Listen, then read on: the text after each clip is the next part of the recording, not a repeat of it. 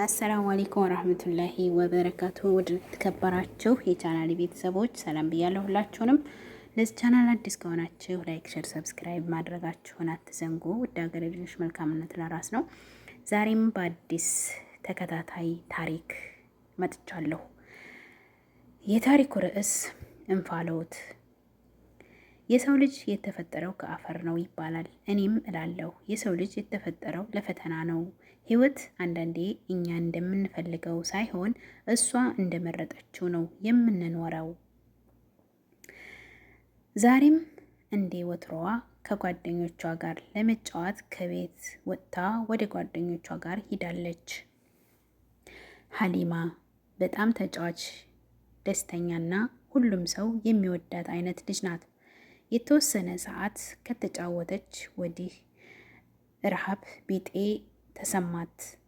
ያው የልጅ ነገር ረሃቡን ለማስታገስ ያህል ብቻ ነው እንደ ነገሩ ምግቡን ቀመስ የምታደርገው።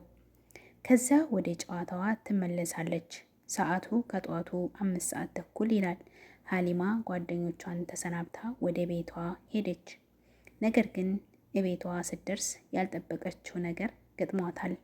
ያ ክስተት ህይወቷ እንዲከብድ ያሳለፈችው ጨዋታ እንዳይደገም ያደረገው ደስታዋን ሁሉ ጠፍቶ ቀሪ ጊዜዋን በሀዘን እንድታሳልፍ ያደረገ ክስተት ነው። ሀሊማ በራፍ ላይ ስትደርስ ያልጠበቀችው ነገር ያጋጥማታል። ያለ ወትሮ የግቢያቸው በር ተከፍቶ ታገኘዋለች። ትንሽ ግራ ገባት። ምናልባት ኡሚ እንደከፈተችው ረስታው ይሆናል ብላ አሰበች። በሩን ድምፅ ሳታሰማ ቀስ አድርጋ ዘጋችው።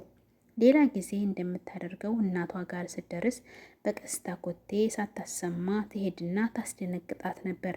ዛሬም እንደ ወትሮዋ እናቷን ለማስደንገጥ እናቷ ሁሌ ወደምትገኝበት ቦታ ኩሽና ሄደች። ግን እንደጠበቀችው አልሆነም። እናቷ ኩሽና ውስጥ ልታገኛት አልቻለችም። ምናልባት ሳሎን ትሆናለች ብላ ወደ ሳሎን ቤት በተመሳሳይ መልኩ እየተራመደች ሄደች። ግን እዛም ቢሆን ተመሳሳይ ነገር ነው ያጋጠማት። ሀሊማ እናቷ ያለ ወትሮዋ ሁሌ ከምትገኝበት ቦታ በማጣቷ ትንሽ ግራ ተጋብታ ቁጭ ብላ መጠበቅ ጀመረች። ኦሚ ብላ ልትጣራ አስባ ግን ድንገት አንድ ሀሳብ መጣላት። ምኝታ ቤት ለምን አላያትም የሚል። አሁንም ቢሆን ካገኘቻት ከኋላዋ ሆና ለማስደንገጥ እንዲመቻት ቀስ እያለች ወደ ምኝታ ቤት አመራች። ነገር ግን የሆነ ድምፅ ሰማች። የእናቷ ድምፅ አይደለም። ማን ይሆናል ያለው እያለች እየፈራች ወደ ክፍሉ ተጠጋች። በሩ አልጠበቀም ነበረ። ቀስ ብላ ጠጋ አደረገችው። የአባቷ ድምፅ ሰማች። በዚህ ሰዓት እቤት ምን ይሰራል ብላ አሰበች። ጧት ቁርስ ከበሉ በኋላ ስራ እንደሄደ አስታወሰች።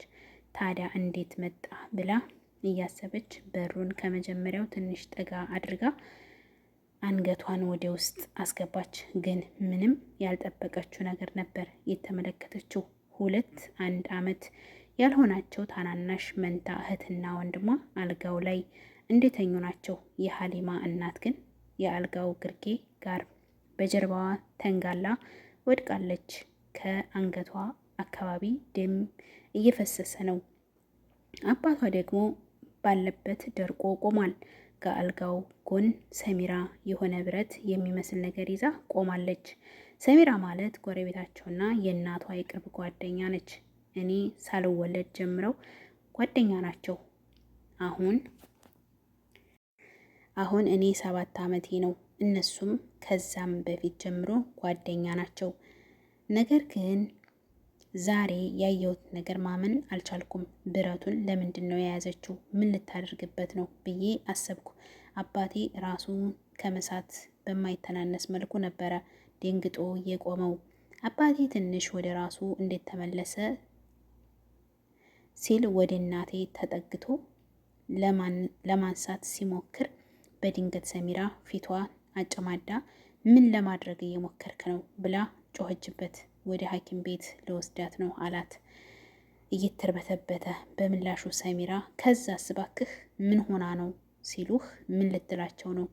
እኔና የባለቤቴ ጓደኛ በጣም ስለተዋደድን እሷን ደግሞ መፍታት ስለማልችል እኔና ሰሚራ ተመካክረን ልንገድላት አስበን ሰሚራ በብረት ጭንቅላቷን መታት ነው ብለህ ልትነግራቸው ነው ብላ አፈጠጠችበት። ይህንን ስሰማ በዛ በጨቅላ እድሜ መሸከም ከምችለው በላይ ነበረ። ሰሚራ ብረቱን ለምን እንደያዘችው ያኔ ነበር የገባኝ። መቋቋም አቃተኝ። የሰማሁትን ማመን አልቻልኩም። አንድ ሰው ከሞተ ድጋሜ ከሰዎች ጋር መገናኘት እንደማይችል ነበር እናቴ የነገረችኝ። ታዲያ እናቴም ድጋሜ ላገኛት አልችልም ማለት ነው። ስለ ሞት እንኳን በቅጡ አላውቅም ነበር። አይሆንም፣ አባቴ እንዲህ አያደርግም፣ አባቴና እናቴ በጣም ነው የሚዋደዱት እያልኩ ከራሴ ጋር አወራለሁ። አባቴም መናገር ጀመረ። ይበልጥ ተጠግቼ ማዳመጥ ጀመርኩ። እሱ ይሄንን እንደማያደርግ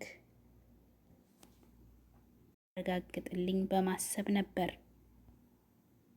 አባቴ መናገር ጀመረ። ግን እኔ እንደጠበቅኩት ሳይሆን የበለጠ እንደገደላት የሚያረጋግጥ ነገር ነበር የተናገረው። ሰሙ ልክ ነሽ አለ ግን ሲል እንዳጨረሰው ምንም ግን የሚባል ነገር የለም።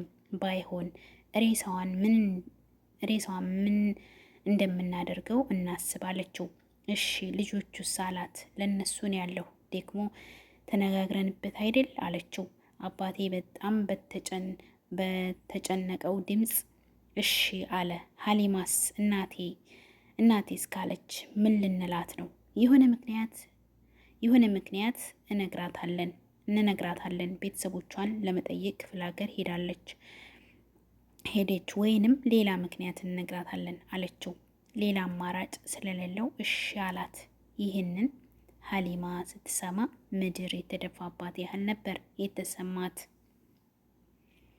በሩን ከፍታ ወደ ውስጥ ገብታ የእናቷን ሬሳ ለመንካት ድጋሚ የማላገኛት ስለሆነ ልሳማት ብላ አስባ በሩን ጠጋ ለማድረግ ስትሞክር ሰሚራ እጇ ላይ ያለውን ብረት ተመለከተችው።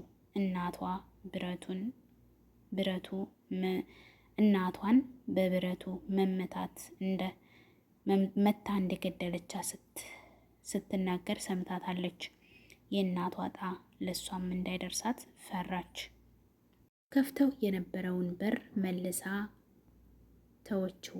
የእናቷን ሬሳ ለመደበቅ ሲዋከቡ አየቻቸው። ሞት ማለት ምን እንደሆነ በማታውቅበት እድሜ ላይ ሆና በንጹህ አእምሮዋ የእናቷን አሰቃቂ ሞት፣ የአባቷን ጭካኔ አየች። አባቷ ይህ ሁሉ ሲሆን ሀሊማ እንደማታውቅ ነው ያሰበው። ከመኝታ ቤቱ ለመውጣት ሲሞክሩ ሀሊማ በሞት አቅሟ እየተንቀጠቀጠች ቤቱን ለቃ ወጣች። በጣም ስለደነገጠች ሰውነቷ ደርቋል። ወዴት እንደምትሄድ አታውቅም። እንዲሁ እግሯ ወደ መራት አቅጣጫ መሄድ ጀመረች። ረጅም መንገድ ከሄደች በኋላ ወዴት እየሄደች እንደሆነ ግራ ገብቷት አንድ ጥግ ላይ ተቀምጣለች። እንደ አጋጣሚ ሆኖ ሀሊማ በተቀመጠችበት መንገድ የሀሊማ የእናቷ የቅርብ ዘመድ የሆነችው ፋጡማ በዚያ መንገድ ስታልፍ ሀሊማን በአትኩሮት ተመለከተቻት።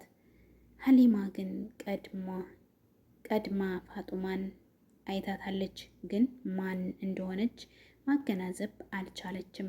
ፋጡማም ግራ በተጋባ ሁኔታ አየቻት። ፊቷ አዲስ አልሆነባትም። በደንብ ለማየት ሞከረች፣ ግን የሀሊማ ሂጃብ ስለተዝረከረከ ከፊል ፊቷን ሸፍኖታል። ማን ትሆን እያለች ማሰብ ጀመረች። እንደዚህ ትንሽ ልጅ የት ነው የማውቃት ብላ ትንሽ እንዳሰበች እንደማስብ ካለች በኋላ የአክስቷ ልጅ የሆነችው ዘይነባ የእሷ ልጅ ሀሊማ ትሆን ብላ አሰበች። ሀሊማ ብትሆን አይታኝ ዝም አትልም ነበር አለች። ውድ ቤተሰቦቼ ቀጣዩ ክፍል ይቀጥላል።